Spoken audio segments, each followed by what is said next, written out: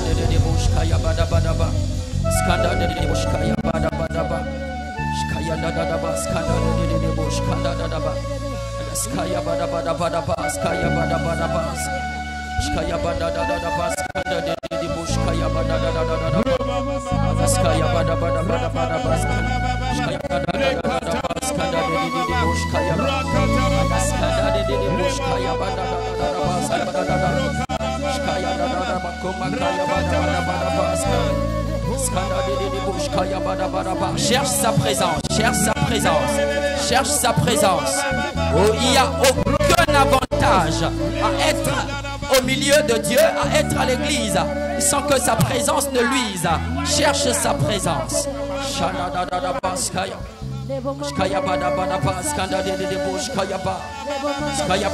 Seigneur, si tu ne nous devances pas, nous ne partirons pas. Si tu ne nous accompagnes pas, nous ne partirons pas. Cherche sa présence en ce lieu. Cherche sa présence.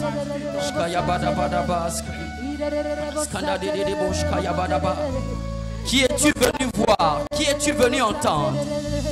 Alors cherche celui qui veut te parler ce matin.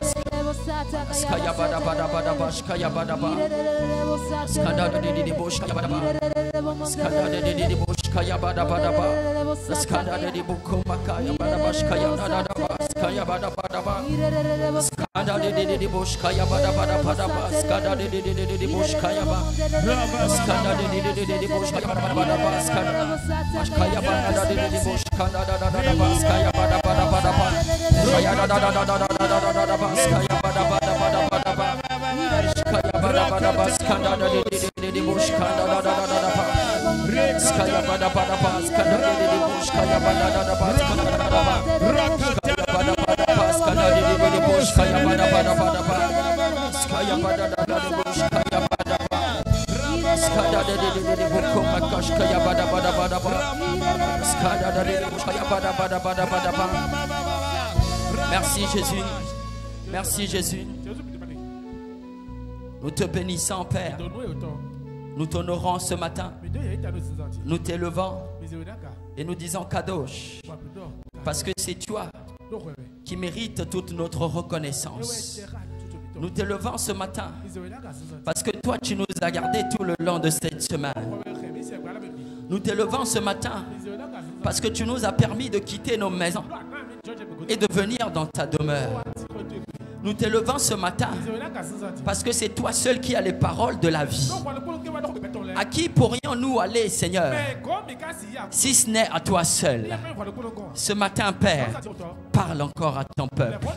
Ce matin, Père, transforme encore les cœurs. Ce matin, Père, élève encore les destinées. Ce matin, Père, change encore davantage des vies au nom puissant de Christ Jésus. Seigneur, nous nous effaçons et nous te laissons la place. Agis puissamment pour la seule gloire de ton nom. Nous déclarons au nom de Christ Jésus que ce matin, sur le ciel, sur la terre et sous la terre, tout genou fléchit, tout genou fléchit, tout esprit fléchit.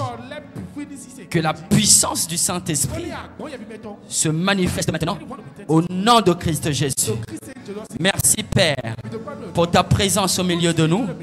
Nous voulons le reconnaître en t'acclamant très fort, en t'acclamant très fort, en t'acclamant très fort, en t'acclamant très fort, parce que tu mérites nos acclamations. Merci Jésus, merci Jésus, merci Jésus, merci Jésus, merci Jésus. Alléluia. Est-ce que tu peux l'acclamer très fort, mon frère? Tes acclamations ne sont pas encore en train de convaincre Jésus ce matin. Oui, tes acclamations doivent être dignes de Dieu. Parce que lui, il a donné sa vie à la croix pour toi. Alors toi, tu ne peux qu'acclamer, acclamer, acclamer, même jusqu'à ce que tes mains puissent se détériorer. Parce qu'il le mérite.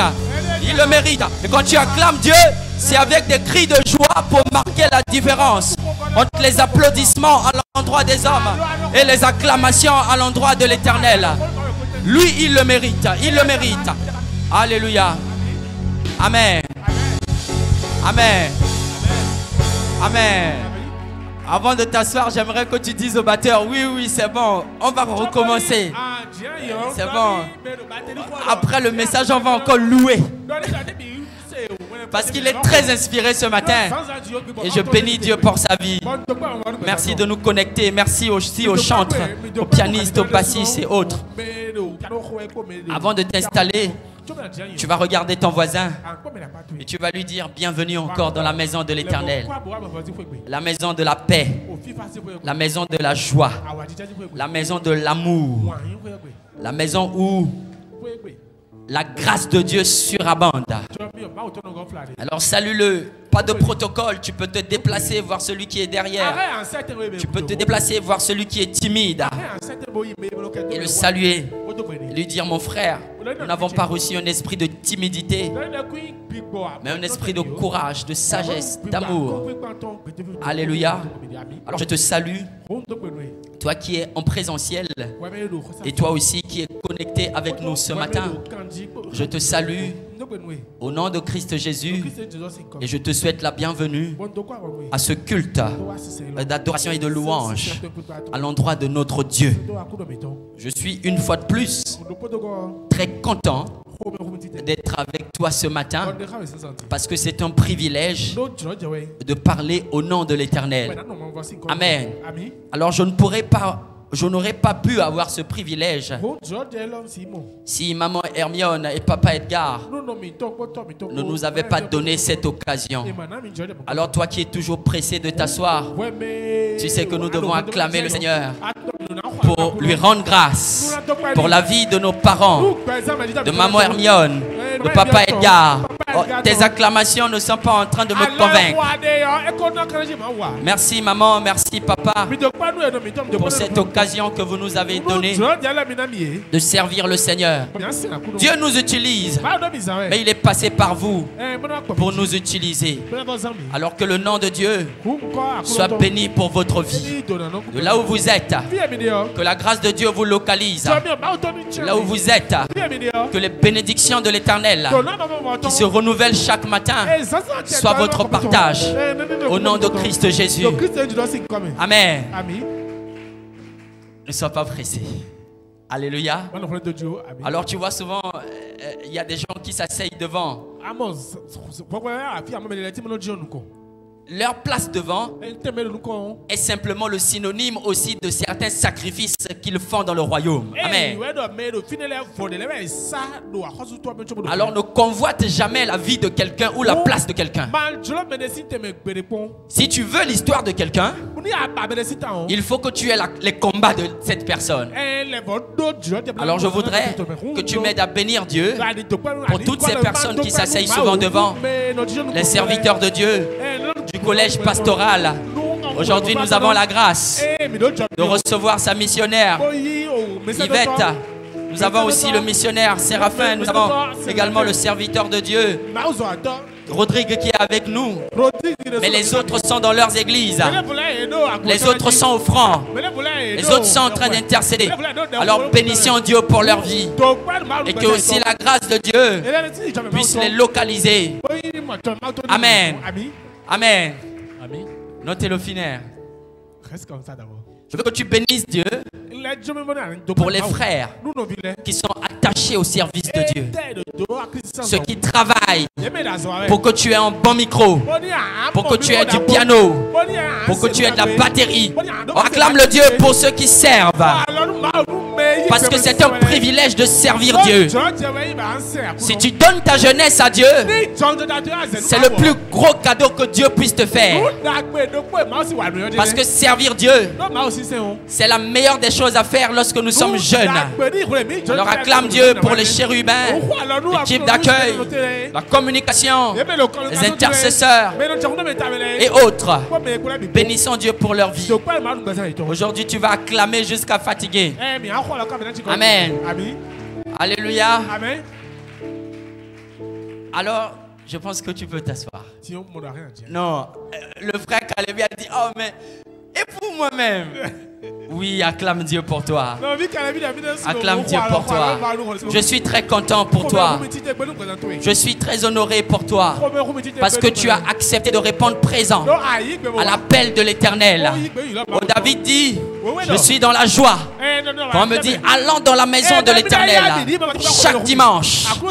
Et pendant les convocations, tu réponds présent pour être dans la maison de Dieu. Alors je bénis Dieu pour ta vie. Amen. Alors tu peux t'installer dans sa présence. Et aujourd'hui nous allons commencer. Avant de débuter, j'aimerais que tu dises à ton voisin, donne plus d'attention. Amen. Donne plus d'attention. Alléluia. Aujourd'hui, avant de débuter mon message, et je vais même le débuter avec cette parole de Papa Edgar qui m'a dit un jour et qui me le dit même plus souvent. Et c'est aussi une parole qu'il a écoutée de son propre père. Et cette parole marque le début de ce message. Il a l'habitude de dire qu'on ne détruit durablement que ce que l'on remplace valablement. Amen. Alors, quelqu'un peut détruire pendant un certain temps que ce qu'il est capable de remplacer valablement.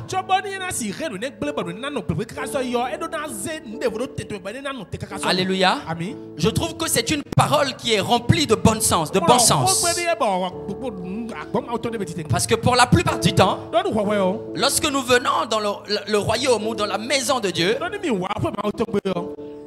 il y a des choses que nous devons extirper de nous. Il y a des choses que nous devons sortir de nous. Nous quittons le monde. Amen. Mais parfois le monde est encore en nous. Nous pouvons quitter le royaume des ténèbres. Mais les ténèbres peuvent encore être en nous. Amen. Et même si j'ai quitté le royaume des ténèbres, il peut arriver parfois que je monte. N'est-ce pas? Alors pour faire sortir le mensonge, il est important de mettre la lumière sur ce comportement ou sur cet esprit. C'est là où quand tu viens à l'église, les serviteurs de Dieu passent leur temps à te dire mentir n'est pas bien. Amen. Ils veulent détruire le mensonge en toi. Mais pour valablement détruire le mensonge en toi, ils doivent le remplacer par la vérité. Amen. Parce que si le mensonge est détruit de façon ponctuelle et que la vérité ne le remplace pas, la Bible dit chasse le naturel et il reviendra au galop. Ce mensonge qui a été détruit va encore revenir 3 fois plus grand.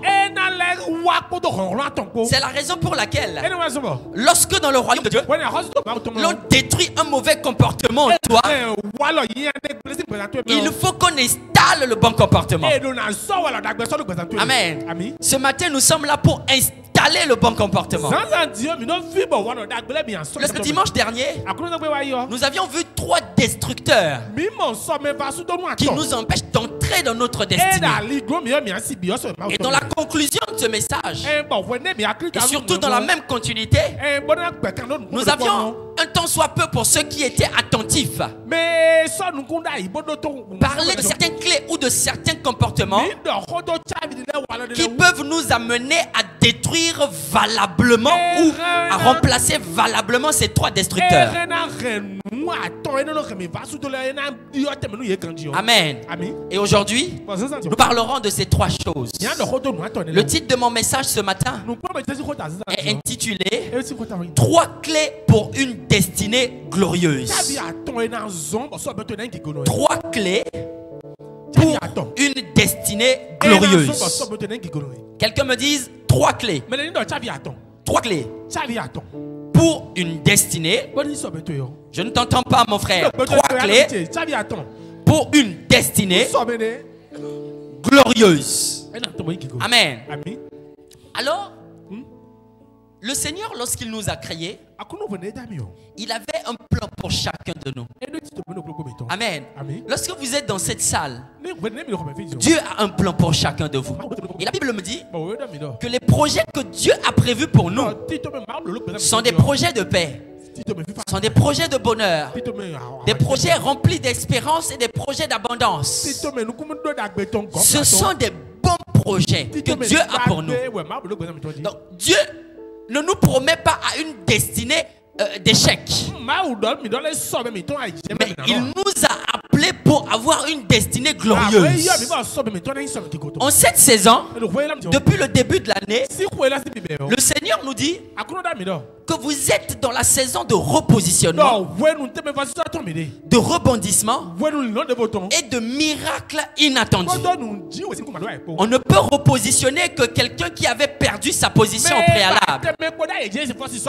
Et lorsque tu es repositionné, c'est une gloire qu'on te redonne. Amen. Et lorsque tu rebondis, c'est qu'à un moment donné, tu étais à terre et tu as fini par prendre ton envol pour rebondir. Et bien entendu, tous les chrétiens aiment les miracles. Et là, Dieu nous dit que je ne vais pas seulement vous donner des miracles, mais je vais vous donner des miracles inattendus. Ça veut dire que ce que vous-même vous n'avez jamais espéré, c'est ça que le Seigneur s'apprête à faire dans chacune de vos vies. Ah, je n'ai pas entendu ton amen. C'est ça que le Seigneur est prêt à faire dans chacune de vos vies. Mais cette destinée qu'il a prévue pour nous ne peut pas s'accomplir si nous ne faisons pas notre partition. Si nous ne remplissons pas notre disposition. Le Seigneur est là. Même dans cette salle, même dehors, même chez vous à la maison. Parce qu'il est omnipotent, omniprésent, omniscient. Dieu est partout. Mais la manifestation de la gloire de Dieu ne dépend pas de Dieu. Cela dépend de la manière dont nous l'accueillons. Amen. Dieu peut être dans cette salle et il parle à une personne et une autre ne l'entend pas. Pas parce que Dieu n'a pas envie de parler. Il parle. Depuis que je suis devant ici, c'est Dieu qui parle. Mais il y a certains qui n'écoutent pas ce que je dis. Jésus dit que vous avez des oreilles. Vous écoutez, mais vous n'entendez pas. Ou bien c'est le contraire, vous entendez, mais vous n'écoutez pas. Vous avez des yeux. Vous regardez, mais vous ne voyez pas. Amen. Dieu est capable de vous ouvrir les yeux pour que vous voyez ce qu'il attend de vous. Mais il ne peut pas vous ouvrir les yeux si vous êtes toujours Bartimée à l'étape d'aveugle. Et si vous n'avez pas besoin que lui, il vous ouvre les yeux. Donc ce matin, le Seigneur ne peut pas vous conduire dans cette destinée glorieuse si vous n'êtes pas disposé à le laisser vous amener. Vous savez, il n'y a rien que l'on puisse faire pour Dieu. Rien. Sans nous, Dieu est Dieu. Avec nous, Dieu demeure Dieu. Ce n'est pas parce que tu le pries que Dieu est Dieu. Non. À vrai dire, Dieu n'a pas besoin de tes prières. Dieu a une symphonie, des myriades d'anges qui sont au ciel, qui jouent de la trompette, qui jouent de la harpe. 20 fois, 100 fois, 1000 fois plus que David. Donc il n'a pas besoin de toi. Avec ou sans toi, il est Dieu. Mais mes frères, il n'y a qu'une seule chose qu'un chrétien peut faire pour Dieu. Une seule que vous pouvez faire pour Dieu, c'est de laisser Dieu vous conduire. Parce que Dieu est soumis au libre arbitre. Il ne peut pas vous conduire contre votre gré. Alors ce matin, c'est ces choses-là que vous devez faire. Être disposé. La première clé, ou la première chose que je voudrais partager avec vous, sans surprise, c'est l'obéissance. L'obéissance qui est la clé pour accéder aux promesses de Dieu. L'obéissance. Quelqu'un me dise l'obéissance. L'obéissance, c'est la première étape. C'est le b.a.-ba du royaume de Dieu. L'obéissance. Amen. Parce que le dimanche dernier, on a parlé de la désobéissance. Aujourd'hui, nous allons remplacer la désobéissance par l'obéissance. Vous savez, les chrétiens pensent que... Voilà pourquoi j'ai commencé en disant que vous ne pouvez rien faire pour Dieu. Rien. Les chrétiens pensent que lorsqu'ils obéissent à Dieu, ils font du bien à Dieu. Ou bien ils font du bien au pasteur. Ou bien ils font du bien au chantre pour que la fumée descende. Mes frères, l'obéissance à Dieu, c'est la preuve de votre amour pour Dieu. On n'obéit pas à Dieu par contrainte, mais on obéit à Dieu parce qu'on aime Dieu. Oh. On obéit à Dieu parce qu'on aime Dieu. Une obéissance par contrainte est dépourvue de toute forme d'amour. La Bible me dit que l'amour parfait bannit la peur. L'amour parfait bannit la crainte. L'amour parfait bannit les contraintes. Alors lorsque vous pensez que votre obéissance à Dieu est donnée parce que l'on vous contraint, c'est que vous n'aimez pas Dieu. Tous les dimanches, quand nous sommes à l'église en train d'adorer, n'adorez pas. Allez vous cacher dans la cabine. Parce que ce sont les amoureux de Dieu qui adorent Dieu. Et les amoureux de Dieu obéissent à Dieu. Amen. Alors mon frère, je ne veux pas t'amener à pécher. Toi-même sonde ton cœur. Pour toutes les fois où tu as désobéi, pour toutes les fois où tu n'as pas obéi à Dieu, c'est toutes les fois où tu as manqué d'amour à l'endroit de Dieu. Mais lorsque le frère Emmanuel joue, nous tous, on ouvre notre bouche. Je t'aime, tu le sais. Je te porte dans mon cœur. Lorsque tu fais, je t'aime, Dieu entend. Ferme-moi les écluses des cieux. Il veut encore mentir. Il veut encore mentir. Tout à l'heure, il vient de détester son frère. Tout à l'heure, il vient de faire du mal. Tout à l'heure, il vient de faire quelque chose qui ne me respecte pas. Mais il ose venir dans ma présence pour dire qu'il m'aime. Cet homme qui ne m'obéit pas ne peut jamais prétendre qu'il m'aime. L'obéissance est la preuve de notre amour pour Dieu.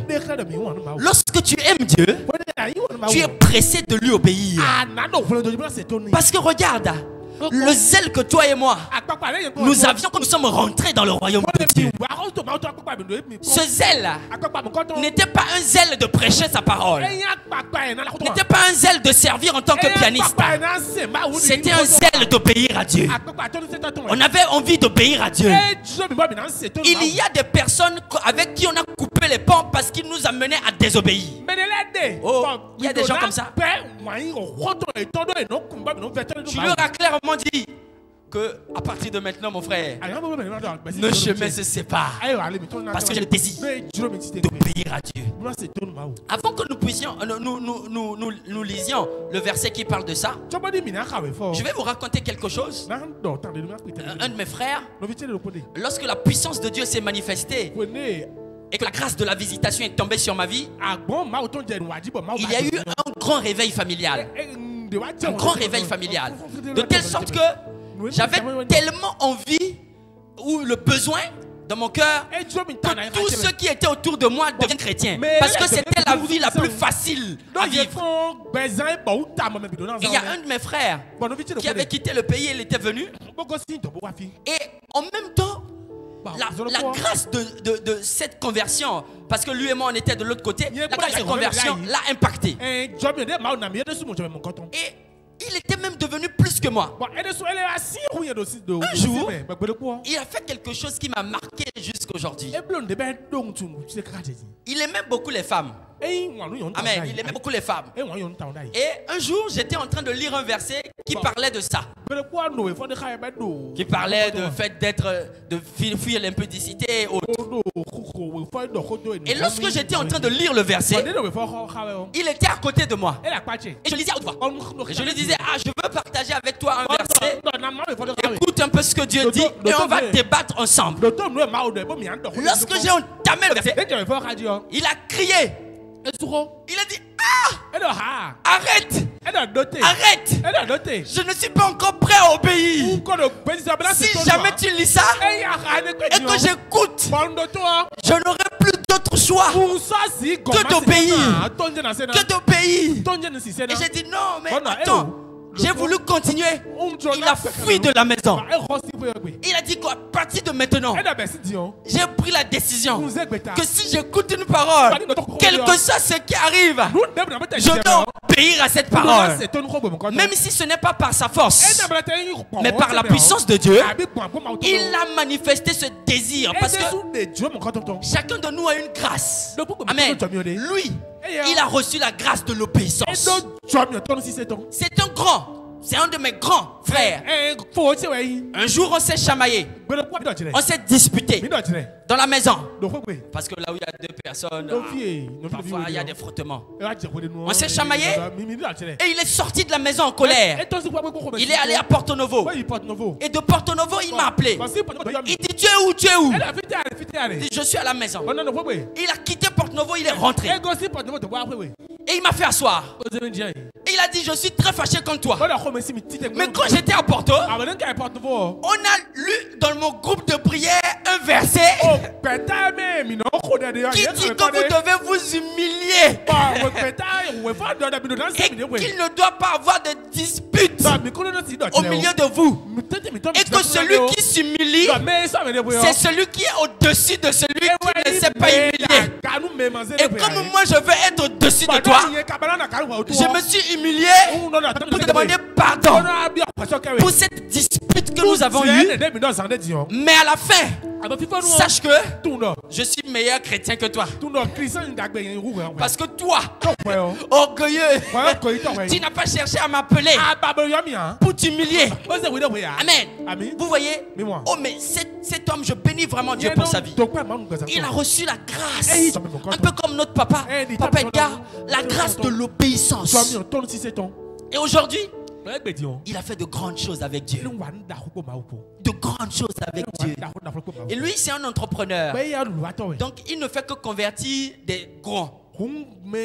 C'est son champ missionnaire. Quand il va à une conférence entrepreneuriale, quand il finit de parler de l'entrepreneuriat, à la fin, il convertit un chef d'entreprise. À la fin, il confesse Christ à des chefs d'entreprise, etc. Vous voyez, la grâce de l'obéissance. Mais pourquoi il obéissait? Il voulait autant obéir. Parce qu'il disait qu'il aimait Dieu. Il dit, mais j'aime Dieu. Et j'ai compris que lui, il m'a aimé le premier. Mais moi, je veux lui donner de l'amour en retour. Pour lui donner de l'amour en retour, Dieu n'a pas forcément besoin que tu lui donnes des présents. Il n'a pas forcément besoin que tu lui donnes de l'argent. L'argent que tu donnes à l'église, c'est pas pour Dieu, c'est pour la maison de Dieu. Pour qu'il y ait l'avancement de son royaume. Ça, c'est important. Mais ce que Dieu attend que tu lui donnes, c'est l'obéissance. Ce que Dieu attend que tu lui donnes, c'est l'amour. Dieu attend de toi que tu l'aimes. Parce que lui, il t'a aimé le premier. Amen. Si tu veux manifester l'amour que tu as pour Dieu, tu dois obéir à Dieu. Vous savez, Abraham fut appelé ami de Dieu parce que c'est le père de la foi qui a obéi à Dieu. Je vais t'inviter à te tenir debout. Nous allons lire Genèse chapitre 12 à partir du verset 1er jusqu'au verset 4. Genèse 12, verset 1er au verset 4. Moi, je vais lire dans la version Parole de vie. Genèse 12, le verset 1er au verset 4. La Bible dit ceci. Le Seigneur dit à Abraham, quitte ton pays ta famille et la maison de ton père. Puis, va dans le pays que je vais te montrer. Je ferai naître de toi un grand peuple. Je te bénirai et je rendrai ton nom célèbre. Je bénirai les autres par toi.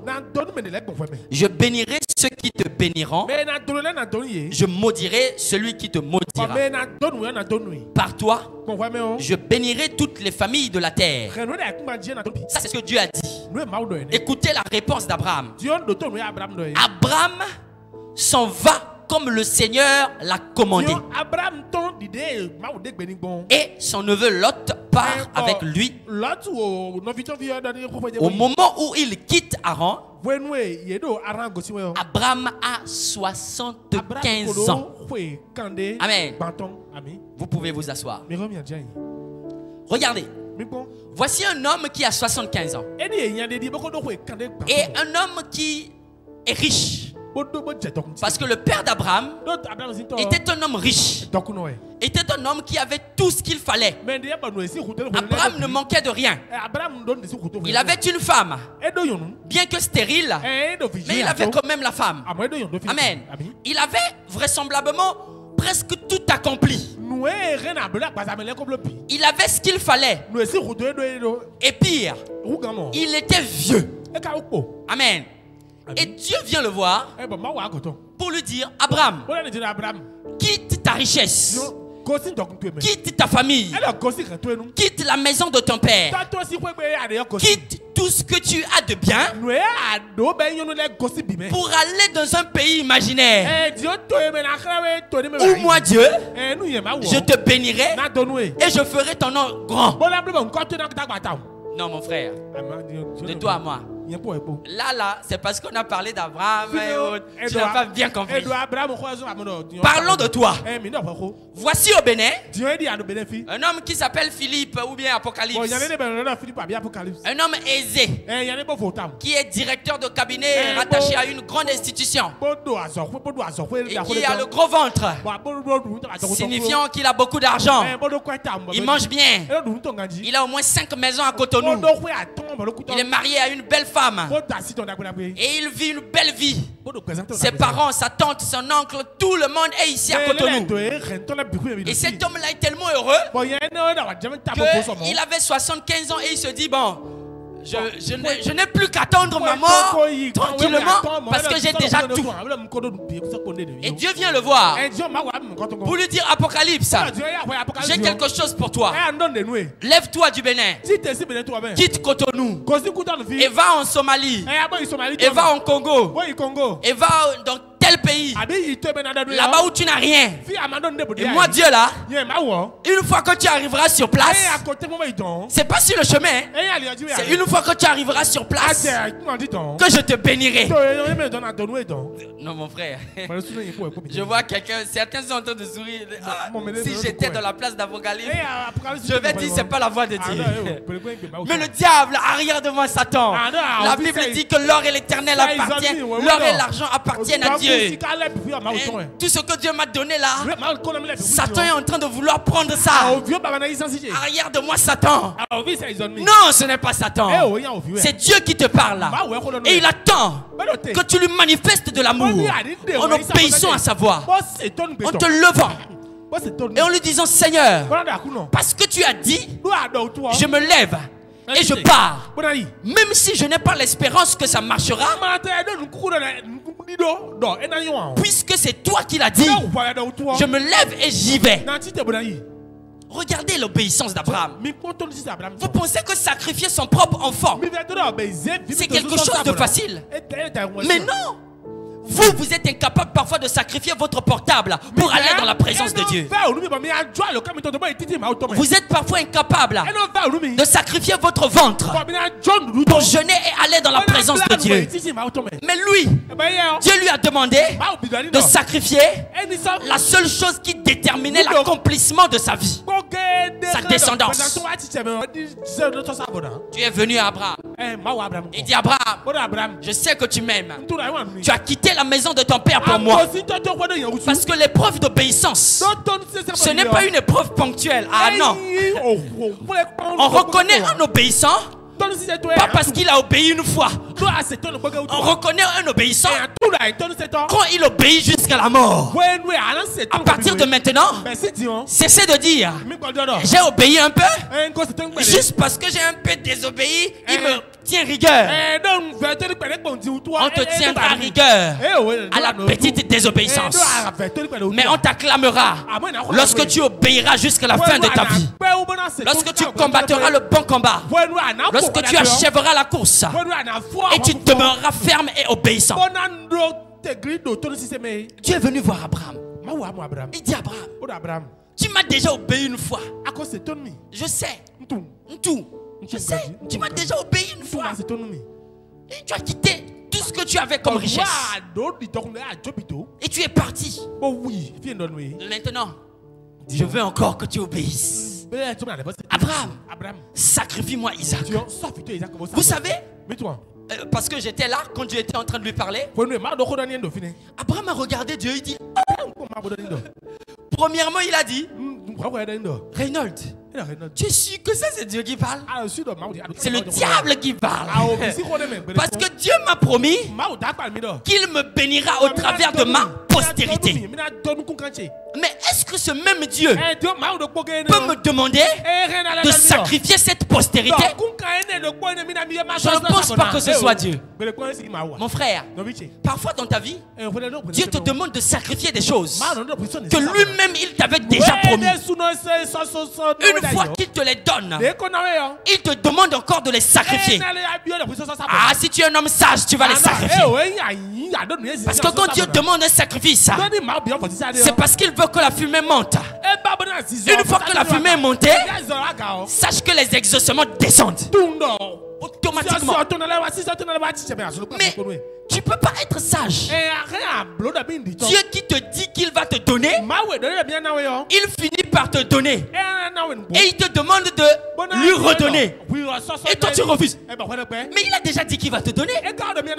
S'il veut reprendre, c'est qu'il veut te donner la double portion.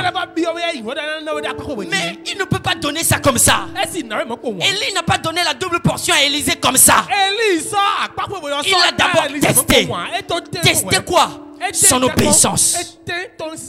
L'obéissance, c'est un test pour recevoir les bénédictions de Dieu. Il dit à Abraham, voilà, je veux t'emmener encore plus loin. Va sur la montagne et sacrifie-moi Isaac. Abraham dit, mais Dieu, le seul fils que tu m'as donné, celui que tu avais promis, maintenant je suis extrêmement vieux. Bon, je sais que j'étais déjà vieux quand tu me l'avais donné, mais tu me demandes de le sacrifier encore. Vous savez mes frères, Abraham n'a pas dit à Sarah qu'il va sur la montagne pour sacrifier Isaac. Ah non, tu vois le COA hocher la tête. Parce que si jamais il dit à la missionnaire Yvette ce que Dieu lui a demandé de sacrifier aujourd'hui, elle va dire oh non. Surtout comme elle est intercesseuse, elle va dire ah c'est pas Dieu, le diable là, je chasse, je lis tout esprit qui demande à mon mari de sacrifier ce que Dieu lui a donné. C'est Dieu, missionnaire, c'est Dieu. Abraham n'a pas dit à Sarah. Un matin il s'est levé. Il a regardé Sarah. Il a dit oh je t'aime Sarah. Pardonne-moi. Sarah lui dit mais pardon pourquoi? Il dit non pardonne-moi pour tout ce que je fais de mal. Mes soeurs, si un matin votre mari se réveille et il commence à vous demander pardon, faites-le asseoir et dites-lui qu'est-ce que tu veux sacrifier? Qu'est-ce que Dieu t'a demandé de sacrifier? Il a dit pardon Sarah. Et il a pris Isaac. Il a pris des serviteurs. Il a dit montons, allons à la montagne. Nous allons offrir un sacrifice à Dieu. Ils sont allés. Et quand Sarah s'est réveillée, elle est allée dans le troupeau. Elle a vérifié que toutes les brebis étaient là. C'est là qu'elle a compris. Et elle a fait Dieu. Il est allé tuer. Il est allé tuer. Cet homme qui dit qu'il veut toujours obéir à Dieu là. Il est allé tuer mon enfant. Vous voyez comme la femme de celui qui avait eu Job. Il dit, maudit Dieu et meurs. Tu veux toujours être là, obéir à Dieu. Maudit Dieu et meurs. Il dit, oh Dieu, il allait sacrifier mon enfant. Sarah est sortie avec le pagne attaché en courant pour aller à la montagne. Et Abraham arrivait proche de la montagne. Il a dit à ses serviteurs, attendez-moi ici. Cette partie du plan, je dois aller seulement avec Isaac. Et ils sont montés. Oh, que Dieu bénisse Abraham là où il est maintenant dans son sein. Merci Abraham d'avoir obéi. Et arrivé là-bas, Isaac le regarde. Et il dit à papa, mais où est le sacrifice? Papa, mais où est le mouton? Mais où est la brebis que tu veux sacrifier? Parce que jusque-là, je n'ai pas encore vu le sacrifice. Abraham a regardé Isaac. Il a coulé les larmes. Il dit, mon fils, c'est toi le sacrifice. J'ai pas le choix. Vous imaginez comment Isaac a regardé Abraham après? Quand ils sont rentrés à la maison, il allait voir Sarah. Maman, il a voulu me tuer. Et il a dit que c'est Dieu. Vous voyez, les choses de Dieu sont incompréhensibles et insondables. Parfois les gens vous regardent et ils disent, tu es en train de dire que c'est au nom de Dieu que tu as sacrifié ça là? Ah non, c'est faux. Dieu ne peut jamais parler comme ça. Dieu ne peut jamais dire ça. Oh, mais que Dieu bénisse les obéissants, que Dieu élève les obéissants, que Dieu réconforte les obéissants, que Dieu donne la grâce aux obéissants de toujours le demeurer. Abraham a mis Isaac sur l'autel et il l'a attaché et il l'a mis sur l'autel et il a sorti son couteau. Il a levé la dague et en levant la dague, il a regardé le ciel et il a dit, Seigneur, est-ce que tu peux pas maintenant dire que j'arrête?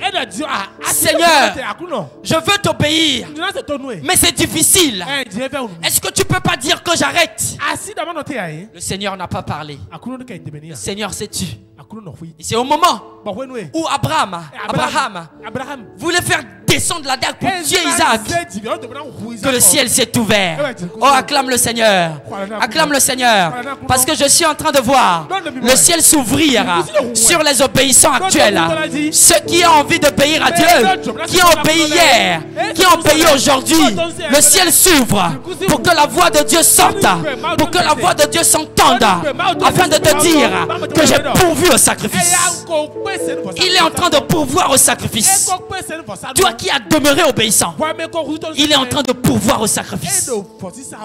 Il dit, Abraham, lâche ton couteau et regarde dans les buissons. Abraham s'est tourné et il a regardé un énorme sacrifice. Et Dieu lui dit, oh Abraham, puisque tu m'as donné ce que tu avais de plus cher, à partir de maintenant, ton nom est grand. Je te donne le Bénin, je te donne le Congo, je te donne l'Asie, je te donne l'Océanie, je te donne l'Amérique du Sud, je te donne l'Amérique du Nord. Tous ces pays, il y aura tes enfants là-bas. Et aujourd'hui, moi je suis congolais, mais je suis en même temps fils d'Abraham par l'alliance. Parce que Abraham a obéi et aujourd'hui son nom est établi sur ma vie.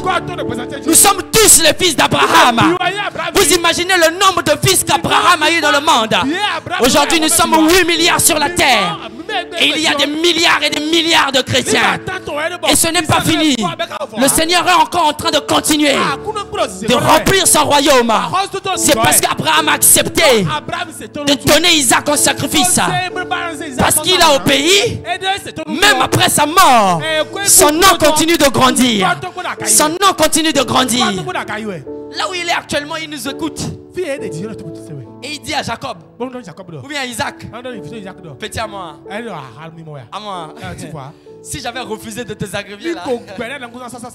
Mais il ne serait pas en train de parler de moi au sang de Jésus pour réussir.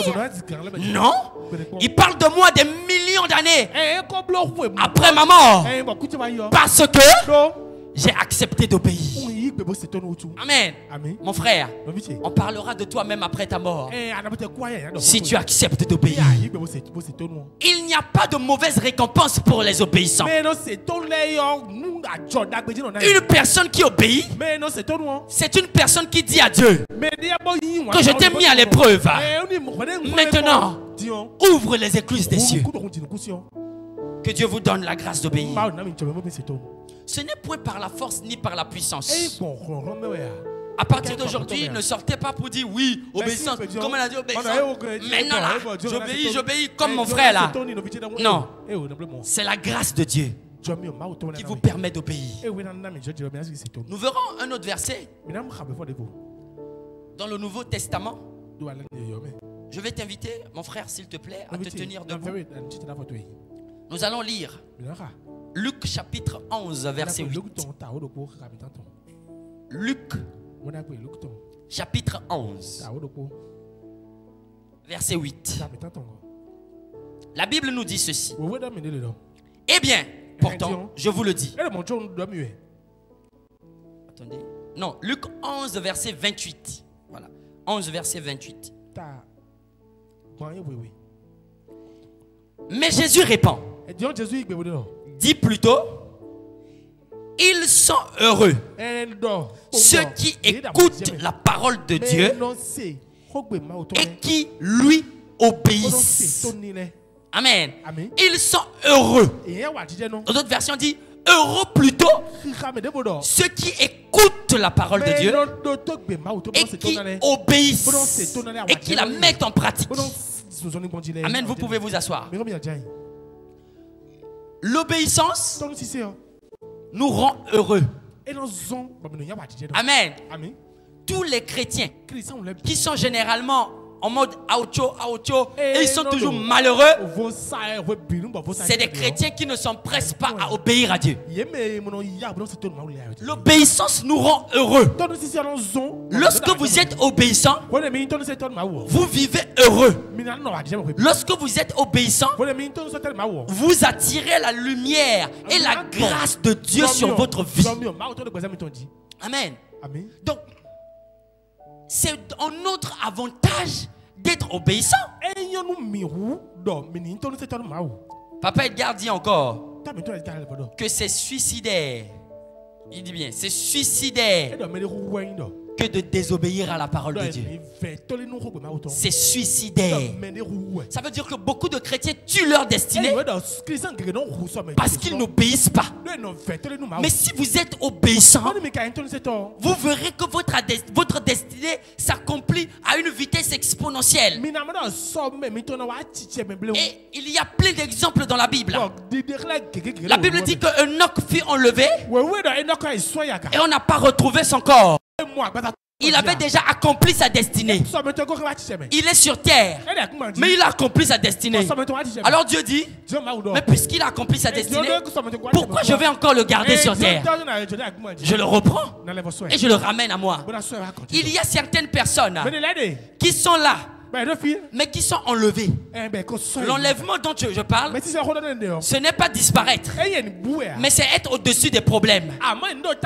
Il y a des gens qui vivent des situations difficiles, mais ils ne sentent pas le poids de ces problèmes parce qu'ils ont été enlevés.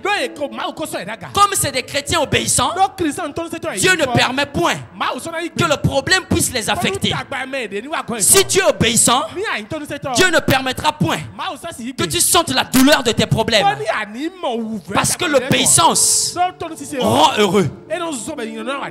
Quand tu es obéissant, tu es heureux. Les chrétiens malheureux sont des chrétiens désobéissants, parce que même le simple fait d'être dans le malheur, c'est une forme de désobéissance.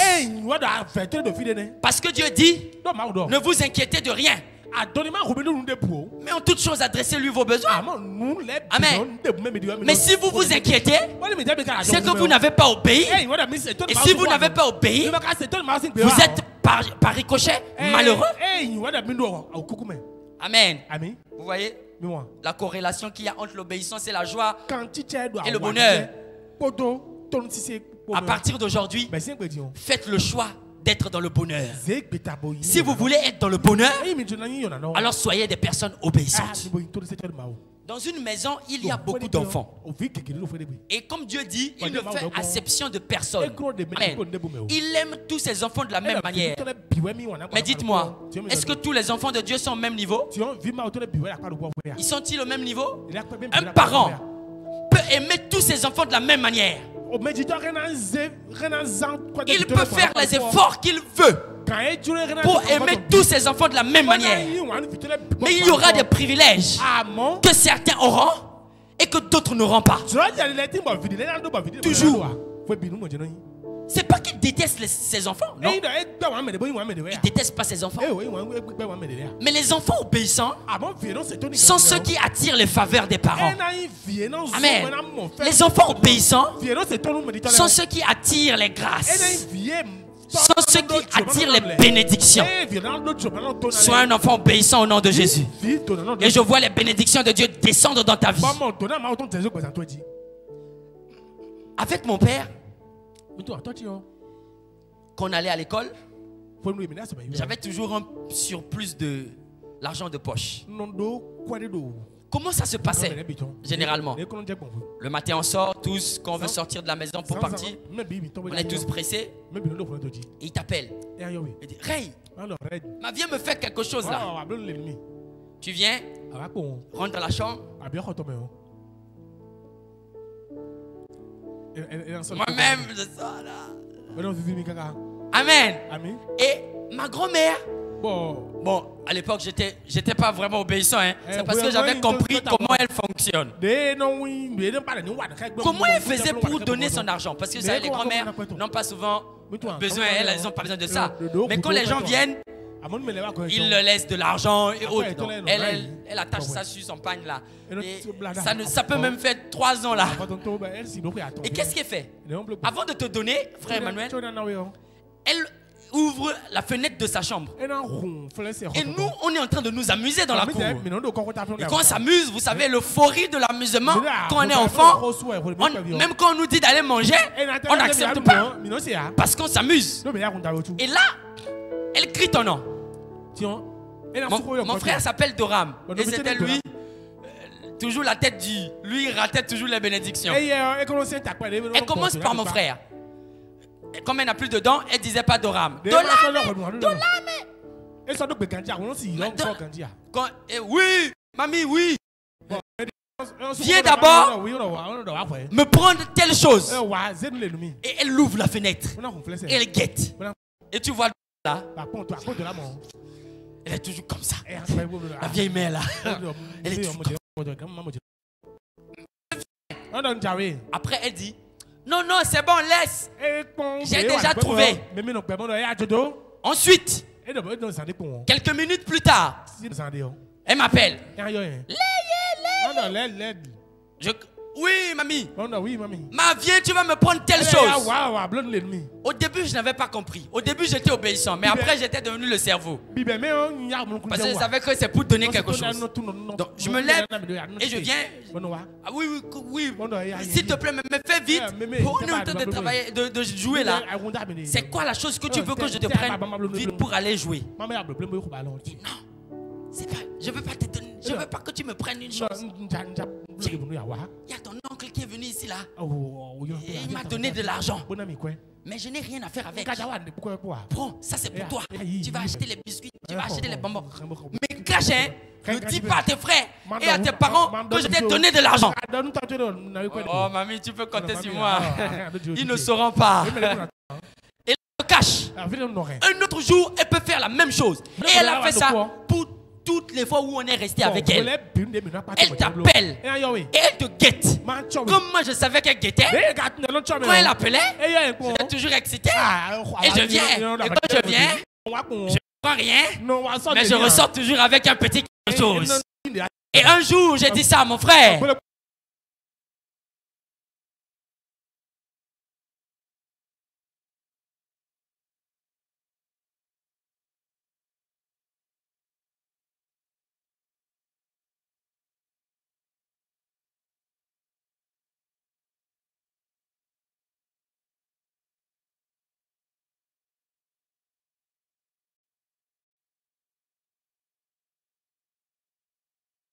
obéissant, Dieu vous appelle du haut de son trône.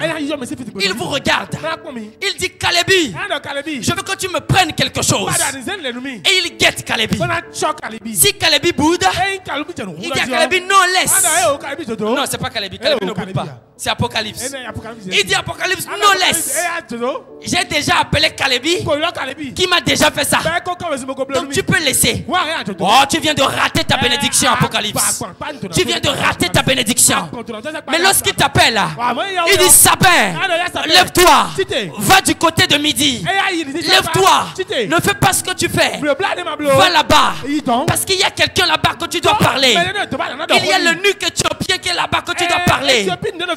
Lorsque tu te lèves, que tu obéis, que tu y vas, tu parles, et toute l'Éthiopie est sauvée. Mais c'est ça ce que Dieu fait. L'obéissance, c'est quelque chose qui déclenche ce repositionnement que nous cherchons. Parce que Philippe a obéi. Dans Acte 8, il s'est levé et il est allé à midi. Et il a discuté avec l'eunuque. Lorsqu'il a été converti, les apôtres cherchaient Philippe. Et il se dit, mais qui est cet homme? Qui est cet homme qui est en train d'œuvrer pour Dieu? Mais il n'a même pas le manteau de l'apostolat. Mais il n'a même pas le manteau d'un serviteur. Appelons-le. Repositionnons-le. Repositionnons-le. Parce que ce n'est pas sa place. Les obéissants sont repositionnés. Lorsque tu es obéissant, automatiquement, Dieu suscite les gens pour te repositionner. Il y a des gens comme ça qui ont perdu du travail juste à cause des exercices d'obéissance. Ton patron te dit quelque chose, c'est toi qui passes toute la journée à bouder. Qu'est-ce que lui me dit? Il me paye pour ça. On a dit que je suis son esclave. Matin, midi, soir, je dois travailler pour lui. Si tu es désobéissant, comme ma grand-mère, le patron est en train de te regarder. Il te guette. Lorsque tu vas accepter, c'est là qu'il te place. C'est là qu'il te place. Il y a quelqu'un qui m'a raconté une histoire la dernière fois. Il dit que dans une entreprise, il y avait un ancien et un nouveau. Le patron avait une opportunité d'expansion. Et l'ancien, c'est celui qui était le cadre. Professionnellement parlant, il avait les aptitudes. Le nouveau venait d'arriver, mais il était obéissant. Mais il était obéissant. Mais il était docile. Lorsque l'opportunité arrivait, le patron n'a pas regardé à gauche et à droite. Il a pris l'obéissant et il a repositionné. Et l'ancien lui dit, mais pourquoi tu ne m'as pas positionné? C'est moi qui remplis tout ça. Il lui a dit, toi tu es rebelle. Toi tu es un opposant. Oppo. Les opposants de Dieu là, ils sont où? Ils sont ici? Non, c'est pas dans cette église. Ils sont ailleurs. Non, toi, tu es un opiniâtre. À chaque fois que je dis quelque chose, tu ne veux pas faire. Tu penses que tu connais plus que moi. Toi, ta place, c'est à côté de moi ici. C'est moi seul qui peut facilement. Je ne peux pas t'envoyer là-bas. Parce que tu vas me honner. Tu vas me faire honte. La place, c'est ici. Mais il y a tellement d'histoires. Tellement. Dans la semaine, j'étais avec un autre homme qui me racontait une autre histoire. Dans une institution étatique, il y avait deux femmes. Une femme qui est rentrée comme agent d'entretien et une autre femme qui est rencontrée comme cadre, secrétaire particulière. La cadre et secrétaire particulière avaient les compétences de trésorerie, de secrétariat, d'administration. Donc c'est normal qu'on lui confie des tâches. Elle était la secrétaire rattachée au boss de l'institution. L'agent de ménage n'avait pas les aptitudes, mais elle était obéissante, mais elle était docile. Et la cadre, comme elle avait les aptitudes, elle passait son temps à se gonfler, à bouder. Quand il faut travailler jusqu'à 20h, elle boude. Amen. Mais celle qui nettoyait ne boudait pas.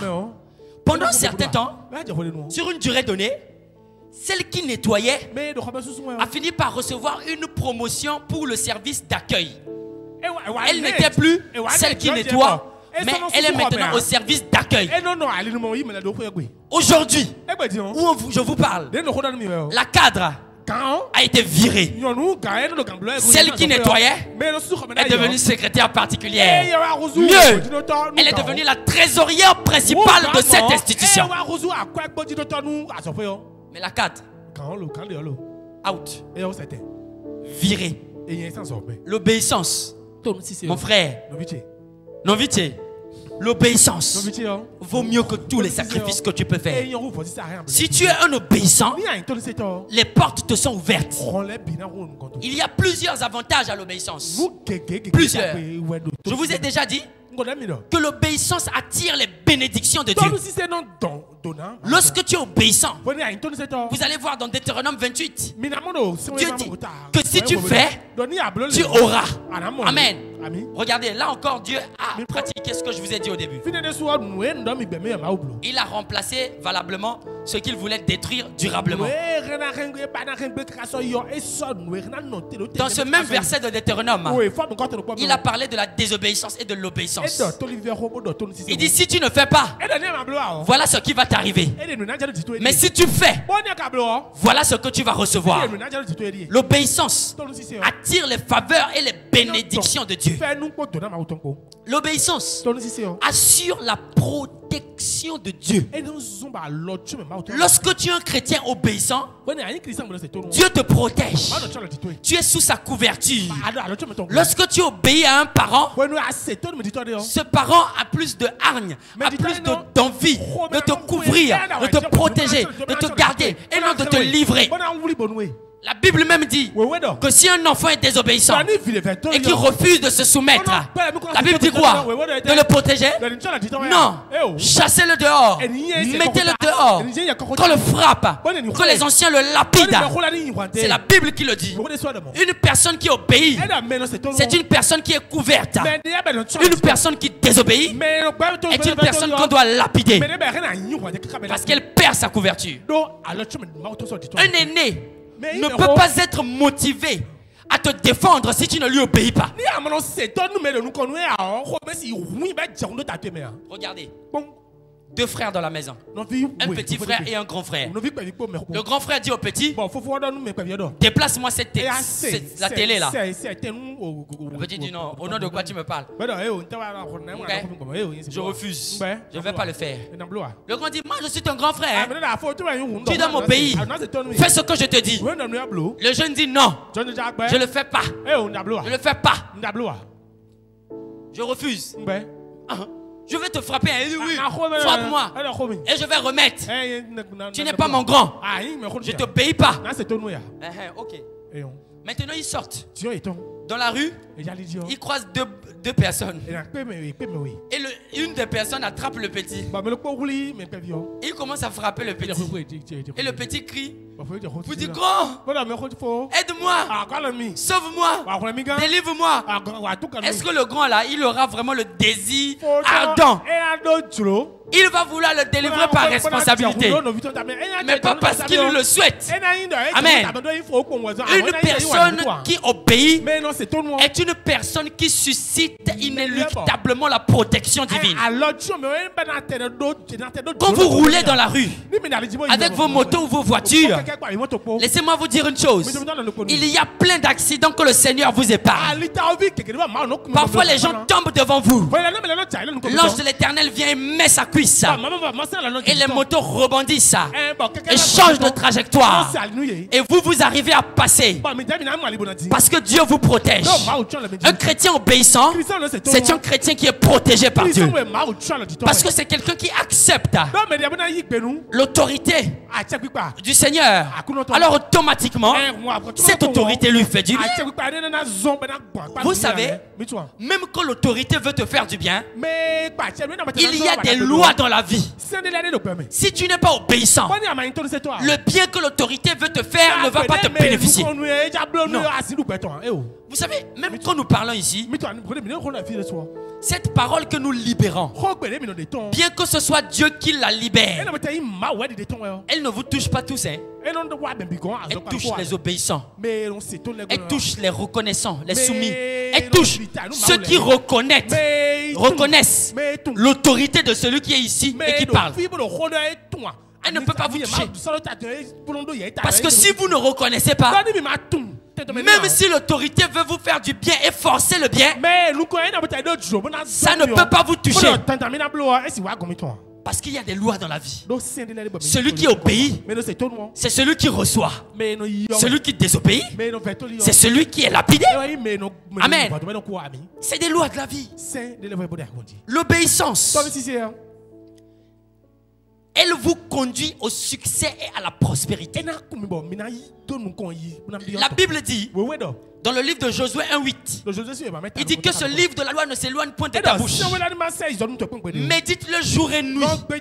Et agis fidèlement selon ce qui est écrit. Et obéis à ce qui est écrit. C'est alors que tu auras du succès dans tout ce que tu entreprendras. C'est alors que tu réussiras. L'obéissance mène à la réussite. Si tu veux te repositionner aujourd'hui, si tu veux recevoir et réussir, parce qu'ici tu es au sein de Jésus pour réussir. Si tu veux recevoir cette réussite, tu dois être un acharné de l'obéissance. L'obéissance, c'est la condition sine qua non. Amen. Alors, avant de finir avec l'obéissance, je prie pour toi qu'à partir de maintenant, que le Seigneur t'accorde la grâce d'obéir. Parce que ce n'est pas par ta force, ni par ta puissance, mais par son esprit. Oh Seigneur, accorde-nous la grâce d'obéissance, d'obéir à ta parole, d'obéir à tes commandements, d'obéir aux autorités que tu as établies au-dessus de nous, pour voir notre vie atteindre un autre envol. Au nom de Jésus. Amen. Reçois l'obéissance maintenant au nom de Christ Jésus. C'est tout, hein. Ne pense pas que il faut que tu jeûnes 300 ans avant de recevoir. Tu as déjà reçu.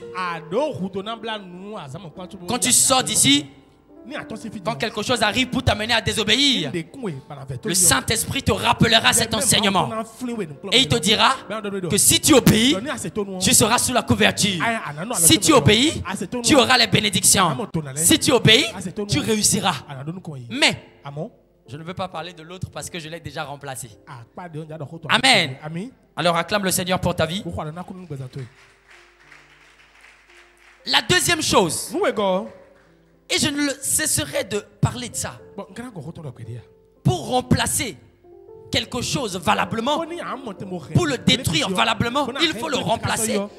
Pour le détruire durablement, il faut le remplacer valablement. L'obéissance va avec son frère. Son frère, c'est la soumission. Amen. La deuxième clé pour réussir à avoir une destinée glorieuse, c'est la soumission. Parce que la soumission attire la grâce. La soumission attire le déclenchement des miracles de l'Éternel. Se soumettre, c'est reconnaître personnellement l'autorité de Dieu ou de quelqu'un qui l'a placé au-dessus de toi. Lorsque tu es un chrétien soumis, c'est que tu es un chrétien qui reconnaît que tu es sous l'autorité de Dieu et sous l'autorité de tous ceux qu'il a placé au-dessus de toi. Il n'y a pas de petite autorité. Regarde ton voisin, dis-lui, il n'y a pas de petite autorité. Dis-lui bien ça. Celui qui boude là, celui qui boude, c'est à lui que tu dois dire qu'il n'y a pas de petite autorité. Même si tu es vieux et que ton autorité est moins âgée que toi, c'est ton autorité. Tu dois te soumettre parce qu'il y a des bénéfices dans cette soumission. Amen. Amen. La soumission, ce n'est pas une faiblesse. Vous savez, les femmes les plus fortes dans les couples sont des femmes soumises. Moi, je ne suis pas encore marié. Ce n'est pas parce que je ne suis pas encore marié que je ne sais pas ça. Mais je suis resté dans un foyer et j'observe beaucoup de femmes dans le monde. Et je fais cette analyse. Les meilleures femmes qui sont épanouies, qui ont tout ce qu'il faut, qui gèrent même leur mari. Les maris font seulement semblant. Tu les vois là, gros ventre, bien installé. Ils font le chef. Quand ils veulent regarder la télé, ils crient: hey, ramenez-moi la télécommande là. Si la femme vient seulement dire: chérie, il y a une série aujourd'hui là. Ça voulait passer depuis, hein. Mais quand tu regardes ton match, je ne dis pas que tu vas arrêter le match, hein. Mais je m'ennuie un peu. Et là, je ne me sens pas inspiré. Est-ce que je vais même préparer aujourd'hui? Vraiment, la série là est très importante. Si je la regarde, peut-être que j'aurai l'énergie qu'il faut. En même temps, le mari. Ah, c'est quelle série? Moi-même, j'aime la série là. Il va changer. Excusez-moi les femmes. Il n'y a pas un autre mot pour dire ça. Mais c'est un peu comme de la manipulation positive. C'est un peu comme de la manipulation. Quand une femme soumise veut prendre quelque chose à son mari, cerveau. Le mari ne veut pas, hein? Bon, vous êtes en train de me regarder bizarrement. Est-ce que maman Hermione ne fait pas ce témoignage là ici? Quand elle veut prendre quelque chose à papa Edgar, est-ce que c'est direct? Chérie, je veux. Eh oh. Elle nous a tous raconté l'histoire de comment elle est devenue pasteur principal, non? Est-ce que c'était elle le pasteur principal? Elle n'enseignait même pas. Mais pour arriver à atteindre ce niveau, elle n'est pas allée par la guerre. Elle n'est pas allée par la force. Elle n'est pas allée par l'insoumission. Mais elle est allée calme, calme. Un, deux. Et elle a posé les jalons. Les femmes, c'est des cerveaux. Elles peuvent prévoir quelque chose de 2060 alors qu'on est en 2025. Donc, elles peuvent déjà planifier le plan de 2060. Si aujourd'hui je lui fais porter l'habit rouge, cet habit rouge risque de se tacher et demain il va changer, il va prendre l'habit blanc. Ensuite quand il va prendre l'habit blanc, je vais lui demander de prendre telle chose parce que quand il est habillé en blanc, il est de bonne humeur. Ensuite je vais. Elle a déjà tracé toute ta vie. Quand une femme te regarde, quand tu te lèves là, il n'y a pas l'homme. Parce que quand Dieu crée la femme, nous les hommes on dormait. On ne sait pas ce que Dieu a mis dans la femme. Parce que quand elle se lève là, surtout quand c'est la tienne, et qu'elle est soumise, quand elle demande, oh, les barrières tombent. Tu peux t'appeler le plus grand. Quand elle demande, les barrières tombent. Les hommes mariés, c'est vrai? Ah, c'est vrai. Merci. Amen. Mais pourquoi les femmes arrivent à faire ça? Comment les femmes arrivent à recevoir ça? Ce que je dis là, c'est pas le partage des féministes insoumises qui disent que mon premier mari, c'est mon travail. Ton travail va te chicoter jusqu'à le jour où tu auras besoin du mari. Tout le monde va te voir. Noël là. Moi, je m'appelle pas travail. Hein. Est-ce que mon prénom c'est travail? À cause de ça que les femmes, excusez-moi, quand elles commencent à avoir 40 ans, elles deviennent gentilles. Elles deviennent sérieuses. Elles deviennent soumises. Les concres là, quand elles avaient 20 ans, 25 ans, elles étaient rebelles là. Quand elles ont 40 ans, si tu lui dis, bon, on est à Calavi, j'ai envie de manger une glace à Natitango. Oh non, je vais aller chercher ça pour toi. Avant, si tu lui disais ça, lève-toi, va prendre ta glace. À qui tu parles? C'est pas d'elle que je parle. Je parle de vous. Les femmes soumises. Comment les femmes arrivent à le faire? Parce qu'elles reconnaissent l'autorité de leur mari. Premièrement, vous savez, un homme, nous sommes à l'image de Dieu. Lorsque tu es contre une autorité, tu déclenches automatiquement la défense de l'autorité. Les femmes, je ne suis pas encore marié, mais je suis un homme. Je vais vous donner un grand secret. Ne faites jamais de guerre contre un homme. Vous allez perdre. Parce que Dieu a dit que l'homme dominera sur vous. C'est ce que Dieu a dit. Même si vous faites la guerre contre votre homme, vous allez perdre. Même si vous êtes Django, même si vous êtes forte n'importe comment, même si vous êtes celle qui boude le plus au monde et le président de la République s'agenouille, si vous faites la guerre contre votre mari, vous allez perdre. Parce qu'en l'homme, il y a quelque chose. C'est cette chose-là qui nous amène même à être viril. C'est quelque chose qui s'oppose à toute forme d'insoumission. L'homme est naturellement né pour décourager et opposer toute forme d'insoumission. Lorsque tu refuses de te soumettre à lui, même s'il est trop gentil et qu'il a envie de te faire du bien, intentionnellement ou moins pas intentionnellement, il ne te fera pas du bien. Parce qu'en lui, il y a quelque chose qui s'opposera et il va te décourager. Tu vas te fâcher, mais tu ne peux rien faire. Ce qui fait que il y a des femmes qui en veulent à leur mari, mais leur mari dort toujours paisiblement. Il y a des femmes qui disent: mais Dieu, tu ne vois pas ce qu'il fait, et Dieu ne leur fait rien. Et il ne fera rien à ses maris parce que tu te poses, parce que tu es rebelle, parce que tu es insoumise. Mais lorsque tu es soumise, même quand le mari n'a pas envie de faire, c'est Dieu qui le casse, c'est Dieu qui le brise. Tu vas voir, même pas intentionnellement, l'homme va te donner ce que tu veux. Et après, j'ai fait ça. Il y a des gens qui ont vendu leur parcelle juste à cause d'une femme. Des inconscients comme ça. Mais la femme était tellement... Vous savez, chez nous au Congo, ou en RDC, il y a une ethnie là. Je ne vais pas citer leur nom, mais cette ethnie, les femmes de la RDC quittent souvent la RDC pour venir voler tous les maris des Congolaises de Brazzaville.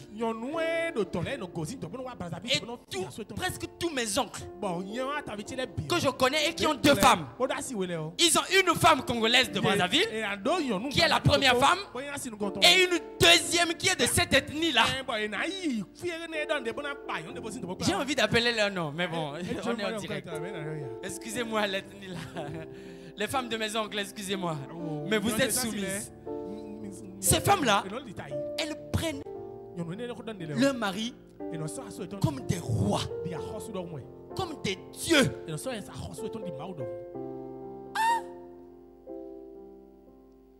Quand le mari se réveille, ou bien il rentre du boulot, un jour j'ai assisté à ça. Il rentre du travail.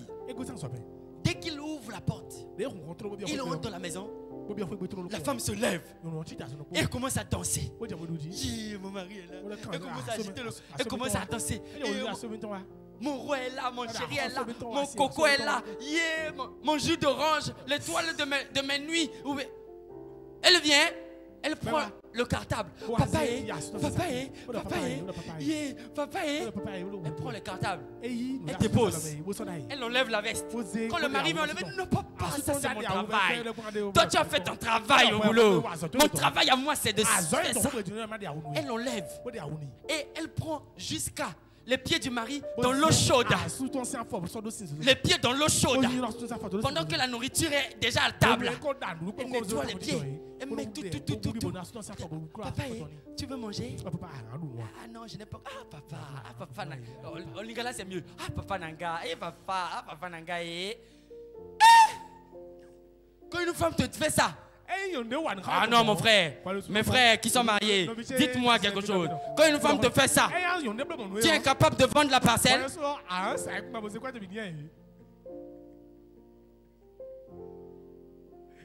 La soumission. La soumission.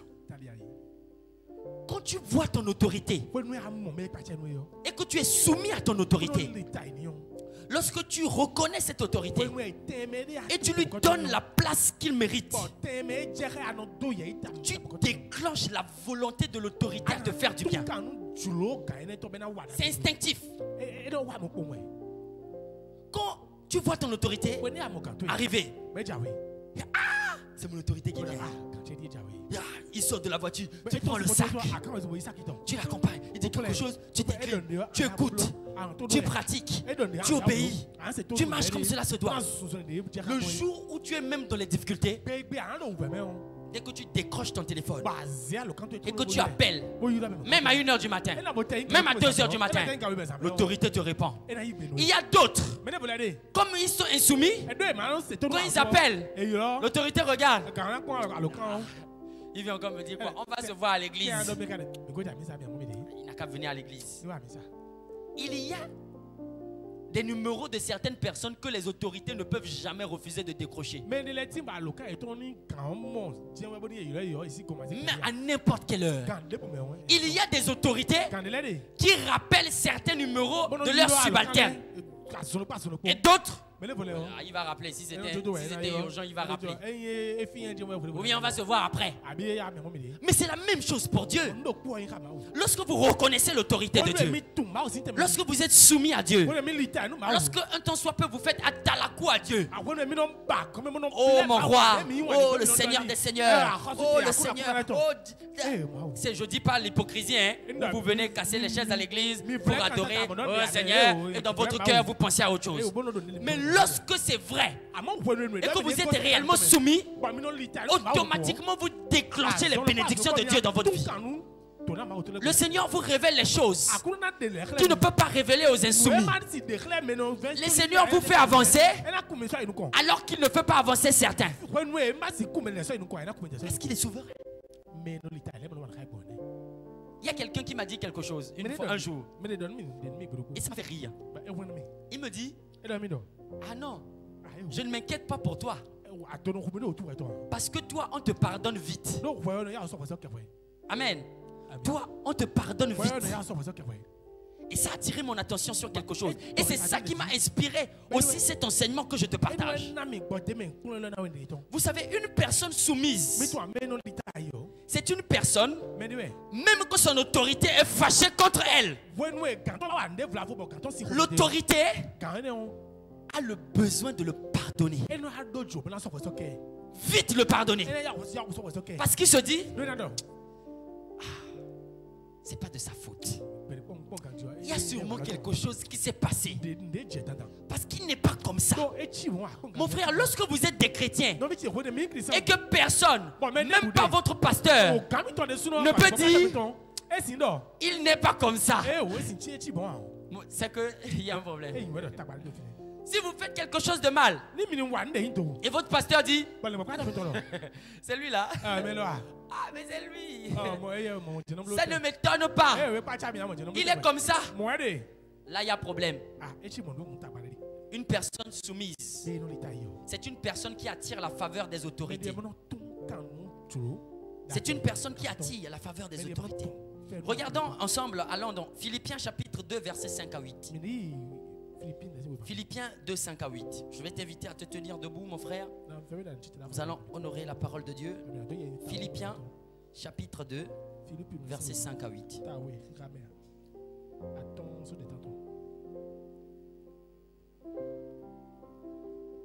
La Bible dit ceci. Lui, il est l'égal de Dieu. Je lis dans la version parole de vie. Lui, il est l'égal de Dieu. Parce qu'il est Dieu depuis toujours. Pourtant, cette égalité, il n'a pas cherché à la garder à tout prix pour lui. Mais tout ce qu'il avait, il l'a laissé. Il s'est fait serviteur. Il est devenu comme les hommes. Et tous voyaient que c'était bien un homme. Il s'est fait plus petit encore. Il a obéi jusqu'à la mort. Et il est mort sur une croix. Range ta Bible. Et en restant debout, acclame très fort pour le Seigneur.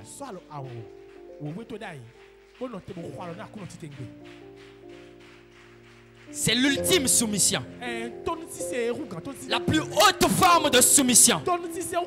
Lui, comme on dit, il avait le vêtement de gloire. Il avait toute la puissance. Il a dit à Pierre, ne penses-tu pas que je peux appeler mon Père qui va m'envoyer 12 légions d'anges pour me secourir? Mais il n'a pas eu besoin de ça. Il n'a pas regardé à ça. Il n'a pas vu à sa gloire. Il n'a pas vu à sa grandeur. Il n'a pas vu à sa magnificence. Mais il a laissé son vêtement.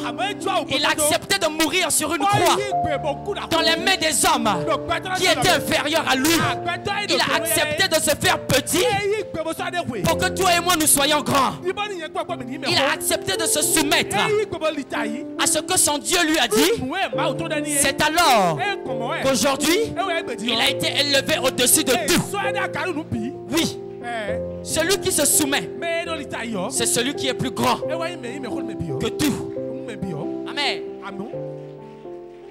Merci mon frère, tu peux t'asseoir. Jésus est Dieu. Jésus a toute la force, toute la puissance. Il pouvait même disparaître sur la croix. Mais il n'a pas regardé à sa gloire. Il n'a pas regardé à son vêtement.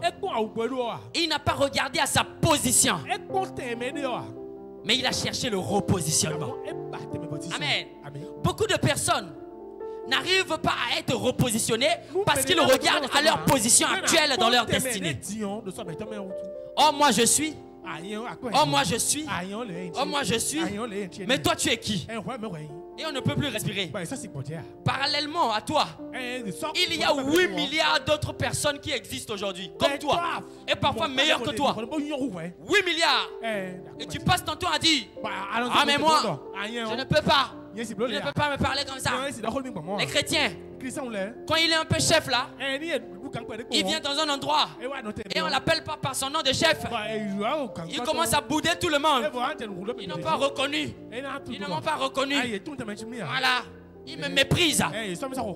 Mais Jésus n'a pas regardé à son vêtement de gloire. Il s'est soumis. Lorsque Dieu lui a dit de faire, il a dit, Père, pas pour moi. Je m'humilie. Je me laisse humilier. On me crache dessus.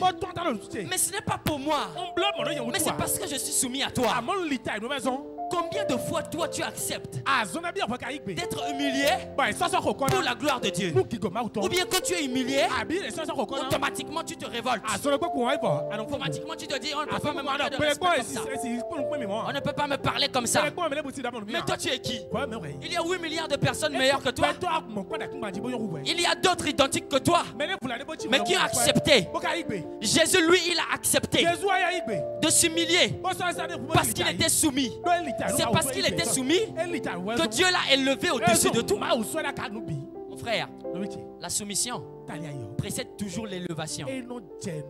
Une femme soumise, c'est une femme qui sera honorée par son mari. Un enfant soumis, c'est un enfant honoré par ses parents. Un peuple soumis, c'est un peuple honoré par les dirigeants. Un chrétien soumis, c'est un chrétien honoré par Dieu. Il y a des privilèges que Dieu te donne. Et quand les gens regardent, ils disent que tu ne mérites pas ça. Toi-même, quand tu te regardes, tu te dis, mais je ne mérite pas ça. C'est la soumission qui provoque ça. Si ça ne tenait qu'aux hommes, il y a des bénédictions qu'on ne va pas te donner. Parce qu'on va dire, lui là, on ne va pas lui donner ça. Mais Dieu regarde à ton cœur. Il regarde à l'état de ton cœur. Et il dit, celui-là, je vais le lever parce qu'il m'a honoré. À partir d'aujourd'hui, mes frères, honorez le Seigneur dans la soumission. Honorez les autorités qui sont établies au-dessus de vous dans la soumission. Je vais partager avec vous, comme avec l'autre, 3 avantages de la soumission. La soumission vous permet d'avoir la paix et la faveur. Une femme soumise, c'est une femme en paix. Une femme rebelle, c'est une femme qui a toujours des palpitations de cœur, de l'ulcère, colérique. Elle aura toujours des palabres dans sa maison. Le cœur va toujours battre. Et je déclare que cela puisse battre davantage au nom de Jésus. S'il y a des insoumis ici, que votre cœur puisse battre davantage. Que les palpitations de cœur soient votre partage. Vous serez toujours en colère et non en paix. C'est à cause de l'insoumission. Parce que lorsque tu es soumis, tu n'as pas de problème. Une femme soumise, c'est que son mari est responsable. C'est que le matin quand elle va se réveiller, il y aura l'argent de la popote. Et il ira faire le marché. Mais c'est ça. Une personne insoumise, c'est une personne qui veut toujours faire par lui-même. Avoir la paix. Comme ça.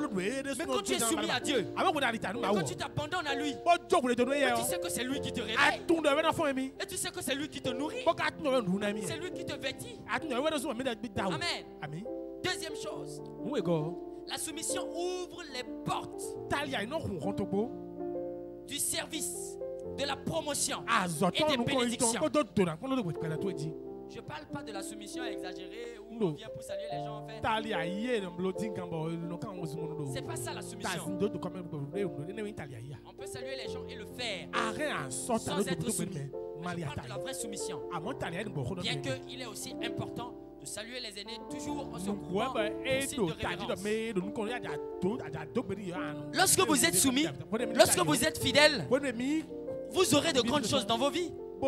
Vous aurez des promotions. Vous aurez ce qu'il faut. Troisième chose, qui est très importante. La soumission vous éloigne des combats inutiles et des conflits. Amen. La soumission vous éloigne des combats inutiles et des conflits. Il y a des choses qui se passent dans vos vies tout simplement parce que vous n'êtes pas soumis. Des combats que vous faites depuis des mois, c'est parce que vous n'êtes pas soumis. Si vous êtes soumis à Dieu, il ôtera la nature du péché en vous et remplacera par la nature de l'obéissance. Mais tant aussi longtemps que vous serez en train de combattre avec Dieu en refusant d'être soumis à lui, vous allez toujours combattre le péché. Amen. Pour vaincre le péché, il faut accepter d'être soumis à Dieu et de le laisser vous remplir. Mais si vous ne voulez pas qu'il vous remplisse et que vous n'êtes pas soumis à lui, le péché sera toujours votre adversaire. Vous allez toujours vous battre contre lui. La soumission vous éloigne de ces conflits. Ces conflits inutiles. C'est des conflits inutiles. Soyez soumis au nom de Jésus. Je prie pour toi que la soumission de Dieu soit en partage. Comme la Bible le déclare, obéissez à vos conducteurs et ayez pour eux de la déférence, car ils veillent sur vos âmes et c'est eux qui devront en rendre compte. Je déclare maintenant que cet esprit de soumission, que cette disposition de cœur à être soumis à Dieu, soumis aux autorités établies au-dessus de nous, soit maintenant en partage. Au nom puissant de Christ Jésus. Amen. La dernière chose, pour finir, c'est l'humilité. L'humilité, une attitude qui précède la gloire. La Bible dit que Dieu résiste aux orgueilleux, mais il fait grâce aux humbles. Dans le livre de Nombre, chapitre 12, verset 3, vous allez le lire à la maison, Nombre 12, verset 3. La Bible nous dit que Moïse était l'un des hommes les plus humbles qu'Israël n'a point connu. Vous savez, mes frères, Dieu ne peut pas vous confier une tâche majeure si vous n'avez pas l'humilité. Vous savez pourquoi? Parce que les choses de Dieu sont toujours des choses grandioses. Dieu ne fait pas de petites choses. Quand Dieu vous utilise, il fait de grandes choses en vous. Mais si vous n'êtes pas humble, vous allez dire que c'est votre gloire. Vous allez commencer à vous faire voir et à cacher Dieu. La première condition que Dieu regarde pour envoyer quelqu'un en mission, c'est l'humilité. C'est d'abord l'humilité. Si vous n'êtes pas humble, vous ne pouvez pas servir Dieu. Parce que Dieu va vous résister.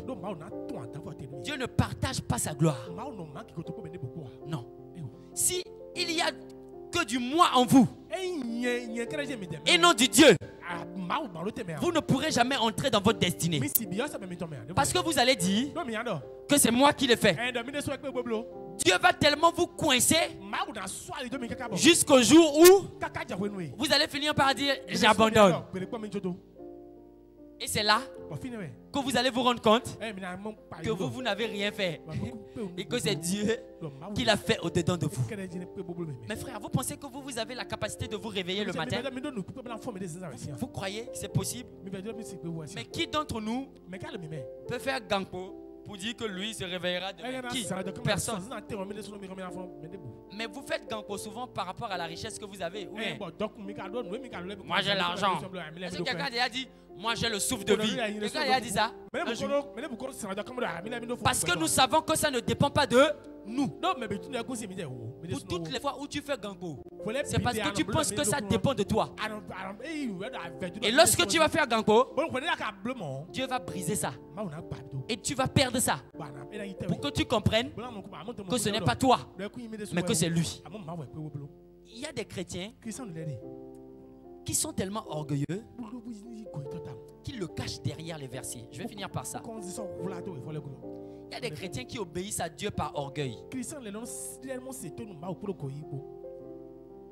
Regarde seulement dans leur débat. Ils font des débats de performance. Oh, moi j'ai déjà lu Genèse Apocalypse au moins 16 fois cette année. Depuis que janvier a commencé jusqu'à... Oh, le Seigneur me parle. Aïe, aïe, aïe, aïe, aïe, aïe, je sens ça monter. La Bible dit dans Ésaïe chapitre 64, même si Ésaïe n'a pas 64, lui il craint. C'est des chrétiens qui font des débats de performance. Ils pensent qu'ils sont humbles, hein? Mais c'est des véritables orgueilleux. Qu'est-ce que tu as que Dieu ne t'a pas donné? Même la grâce de retenir les versets, c'est Dieu. Ils viennent. Il dit moi, quand je prie, le ciel ne peut que s'ouvrir. Chrétien. Quand moi je lève la voix, il y a aussi des pasteurs comme ça. Pasteurs, nous aussi on est comme ça. Quand moi je prends le micro, la gloire de Dieu doit descendre. Je ne suis pas encore en train de sentir la gloire de Dieu dans cette salle.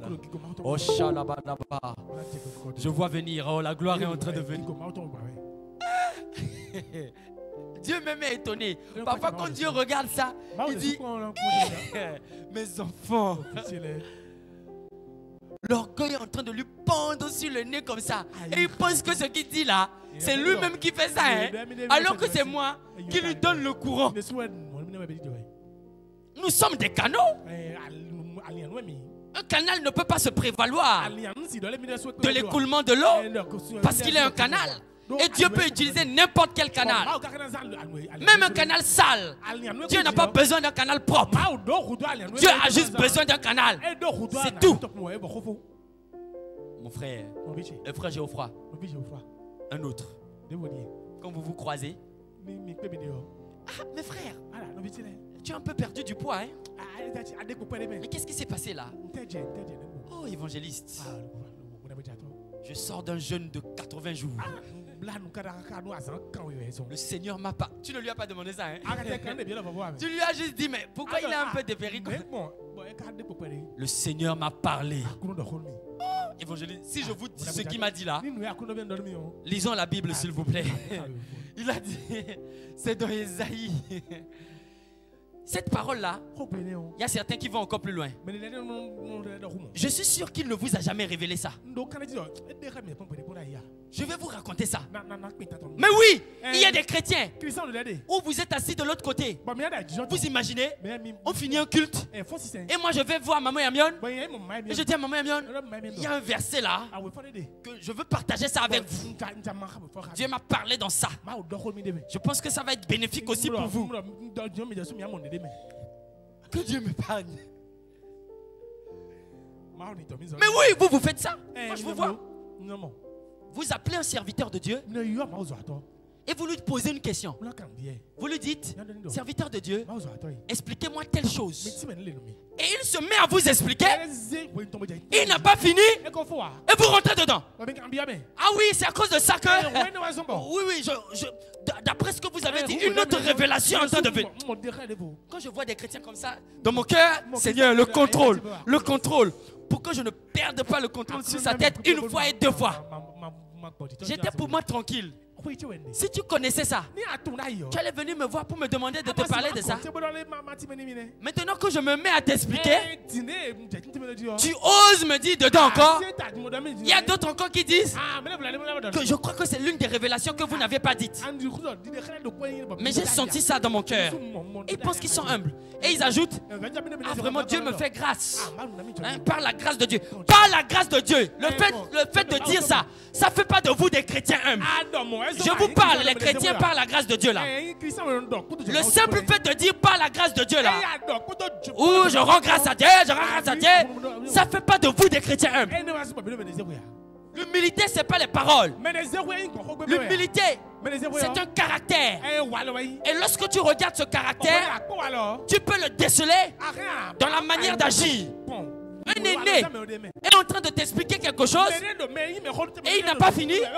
Il n'a même pas demandé ton avis. Et toi tu rentres dedans. Tu commences à expliquer pour toi dedans. Tu commences aussi à parler dedans. Quand moi je regarde ça, vous savez ce que je fais? Oui, oh mais c'est ça. Mais c'est exactement ça. C'est ça. Donc, excuse-moi, je dois te laisser pour rapidement vaquer à autre chose. Parce que... Mais oui, tu connais déjà tout. C'est là que je parle plus, je te laisse maintenant. Il y a des chrétiens qui viennent consulter les serviteurs de Dieu, mais c'est eux qui parlent encore plus que les serviteurs de Dieu là. S'il y a ça dans cette salle, soyez délivrés au nom de Jésus. C'est eux qui parlent encore plus que les serviteurs de Dieu. Et ils disent encore, excusez-moi, évangéliste, est-ce qu'on peut aller dans Genèse? Je sens que c'est là-bas. Dieu veut nous parler là-bas. Et moi celui-là. D'autres encore. Frère Geoffroy, je partage ça avec toi. Les performances. Quand ils viennent à l'église, adoration. Eux là, ils ne s'agenouillent jamais. Ils ne se prosternent jamais. Ils ne sont jamais dans l'euphorie. C'est les chrétiens maîtrisent. Quand ils sont dans la présence de Dieu,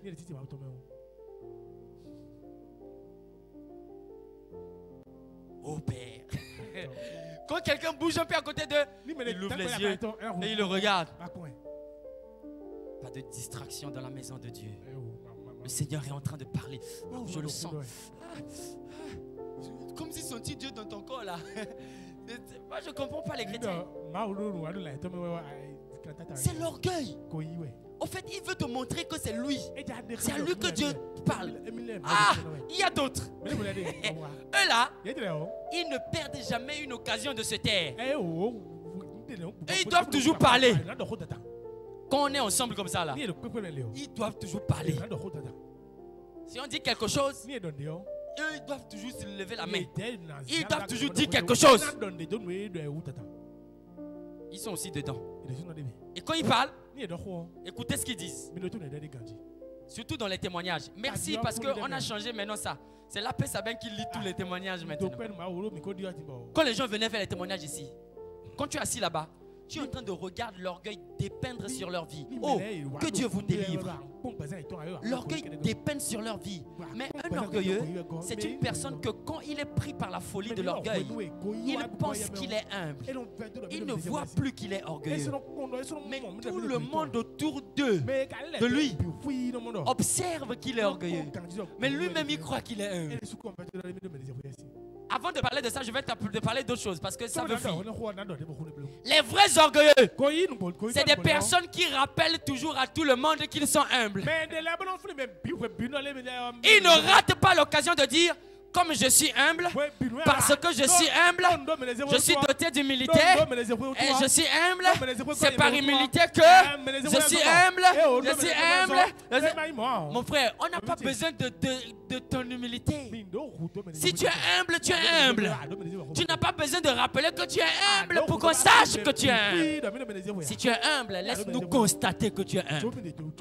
Donc je reviens à ceux-là. Ceux-là, lorsqu'ils viennent témoigner, hey, mes frères, je rends grâce à Dieu. Aidez-moi à bénir Dieu. Parce que ce qu'il a fait dans ma vie là, attendez, je vais d'abord vous raconter. On a dit qu'il y a 2 minutes de témoignage. Mais ils font toujours minimum 6. Ils ont toujours d'autres choses à dire. Soit dit en passant, j'ai jamais compris comment les gens font pour ne pas être concis quand ils veulent témoigner. Témoigner, c'est dire ce que Dieu a fait pour toi. C'est pas raconter ton histoire. Pourquoi tu veux nous dire, bon, avant que je ne puisse avoir les 10 millions là, j'avais d'abord 50. Et puis après j'ai travaillé. Mais par la grâce de Dieu, j'ai travaillé, c'est plus dur. Et il a fait. Et j'ai eu ça. Et j'ai dit, et j'ai, et moi, et je me suis, par la grâce de Dieu, je me suis, par la grâce de Dieu, j'ai, par la grâce de Dieu, moi, par la grâce de Dieu, je, par la grâce de Dieu, orgueilleux. Tout le temps. Moi, tout le temps. Moi. Vous savez, si c'était possible, dans notre vocabulaire, on allait enlever le je là et le moi là. Parce que le moi là nous fait trop grossir, nous fait trop gonfler. Tu viens. Oh, je rends grâce à Dieu parce qu'il a fait telle chose. Il n'y avait pas telle chose et maintenant j'ai eu telle chose. Bénissez Dieu avec moi. Tu vas t'asseoir. Ça change quoi? Les gens ne seront pas édifiés. Ils seront édifiés. Donc le 5 mai 1960, quand j'avais telle chose, là Dieu n'avait pas encore fait. Là je faisais d'abord, après il a fait, quand j'ai, tu embrouilles même les gens dans le témoignage et les gens dorment même dans ton témoignage. C'est de l'orgueil mes frères. L'humilité exagérée, c'est pas de l'humilité, c'est de l'orgueil. L'humilité exagérée, vous savez ce que c'est? Les gens qui veulent toujours montrer qu'ils sont humbles. Tu vois une autorité en train de balayer. On est tous ensemble ici, n'est-ce pas? On est tous ensemble ici. Par exemple, le missionnaire Séraphin prend un balai. En tant qu'autorité, il peut dire au frère Émile qui est derrière lui, Émile, prends le balai et nettoie s'il te plaît. Il peut le dire. Émile ne peut rien lui faire parce que c'est l'autorité, n'est-ce pas? Mais l'envie lui a pris de balayer. Il prend le balai, il commence à nettoyer. Voici les meilleurs humbles. Missionnaire, non, ne faites pas ça. Laissez, je vais faire. Le missionnaire dit une fois, non, c'est pas grave. Je fais, non. Vu votre statut, vous ne pouvez pas faire ça. Il pense qu'il est humble. Il pense qu'il est humble. Pour lui, c'est qu'il est en train d'aider. Chers serviteurs de Dieu, chère autorité, détrompez-vous. Ces personnes sont très orgueilleuses. Regardez Pierre. Quand cet homme est venu pour arrêter Jésus, impétueux qu'il est, il a fait sortir le couteau. Jamais. On ne peut pas arrêter Jésus là où je suis. Il a coupé l'oreille. Qu'est-ce que Jésus a fait? Il a réparé l'oreille. Et Jésus lui dit que je serai à la croix, je serai livré et je vais mourir pour que le nom de mon Père soit élevé. Et lui, le humble, il est venu. Il dit Jésus, jamais, tant que je serai là, tu ne peux pas aller à la croix. C'est moi l'humble qui ira à la croix. Moi l'humble qui doit balayer, toi le grand, tu ne dois pas balayer. C'est moi l'humble là qui vais donner ma vie pour toi. Qu'est-ce que Jésus lui a dit? Il dit Pierre, Le coq ne chantera pas. Et toi, tu me renieras. Missionnaire Séraphin, je vais vous dire quelque chose. Lorsqu'ils vous prennent le balai pour balayer, parce que tout le monde est là, quand vous allez à la prospection pour l'évangélisation, c'est même là, ils sont là. Quand ça devient difficile et qu'il n'y a rien à manger et qu'il n'y a rien à boire, c'est même qui vous prennent le balai. Ils sont là. Les humbles, ils sont là. Ils veulent seulement attirer les faveurs. Que tout le monde voit que c'est eux qui font ça. Ceux qui font toujours quelque chose pour être heureux, les gens doivent voir qu'ils ont fait là. Ce que je dis ici, ça ne vous concerne pas. Vous n'êtes pas humble. Alors mes frères, malheureusement je suis pris par le temps. Je vais m'en arrêter là. Et je vais vous donner 3 choses qui sont des avantages de l'humilité. Lorsque vous êtes une personne humble, vous attirez non seulement la faveur de Dieu, mais l'exaltation de Dieu. L'exaltation, c'est comme ce que Dieu a fait à Job. Il a dit au diable, il a dit à Satan, il dit, regarde mon serviteur Job, je m'exalte de ce qu'il est. Quand vous êtes un homme humble, vous attirez l'exaltation de Dieu. Quand il vous regarde, il dit waouh, ça c'est mon serviteur, ça c'est mon enfant. L'humilité vous permet de recevoir la sagesse et la direction divine. Quand vous êtes humble, Dieu vous donne sa sagesse. Quand vous êtes humble, Dieu vous montre la direction. Parfois, vous n'avez pas les yeux, vous avez les yeux, mais vous ne voyez pas. Parce que vous n'êtes pas humble. Parce que votre cœur n'est pas humble. Parfois, vous avez besoin d'une solution. Mais vous ne voyez pas cette solution parce qu'il y a de l'orgueil dans votre cœur. Mais l'humilité vous donne le chemin. L'humilité ouvre la porte de la grandeur. Parce que Dieu dit que l'humilité précède la gloire. Quand vous êtes humble, c'est là que Dieu vous glorifie. Quand vous êtes humble, c'est là que Dieu vous élève. Alors je prie pour toi ce matin et je déclare au nom puissant de Christ Jésus que là où tu n'étais pas encore humble dans un domaine de ta vie, que le Seigneur t'accorde cette humilité au nom de Jésus. Que le Seigneur fasse en sorte que tu marches dans l'humilité. Que le Seigneur fasse en sorte que tu sois humble. Que le Seigneur fasse en sorte que tu aies une disposition de cœur à être enseignable, à être docile, à être accessible à sa volonté. Au nom de Christ Jésus. Amen. Alors mes frères, l'obéissance, la soumission et l'humilité, ce sont des choses essentielles en cette période. Si vous voulez remplacer tout ce qu'on a dit et tout ce que maman a dit les fois passées, vous devez adopter ces bons comportements. Parce que si vous chassez le naturel là, et vous ne le remplacez pas par quelque chose de valable, cela ne peut pas être chassé sur une longue durée. Alors faites le choix de l'obéissance. Parce qu'il vous garde sous la bénédiction de Dieu. Acceptez d'être soumis. Parce que cela vous protège. Et vous ouvre les portes. Et acceptez d'être des hommes humbles. Parce que cela vous repositionne à une évolution. Et vous atteindrez le niveau que le Seigneur attend pour chacun de vous. Mes frères, je sais qu'en cette période, nous serons repositionnés.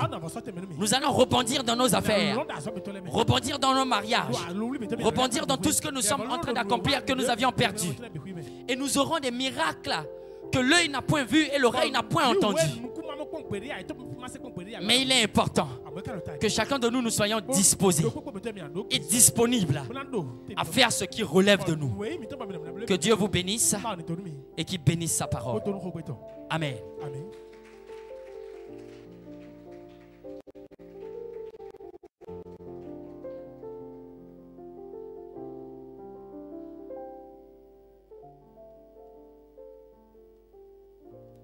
Pendant que la table du Seigneur est en train d'avancer, tu vas te tenir debout. Tiens-toi sur tes pieds et commence déjà à faire une prière pour dire Seigneur, tout ce que j'ai entendu. Oui, les chrétiens n'aiment pas parfois l'enseignement.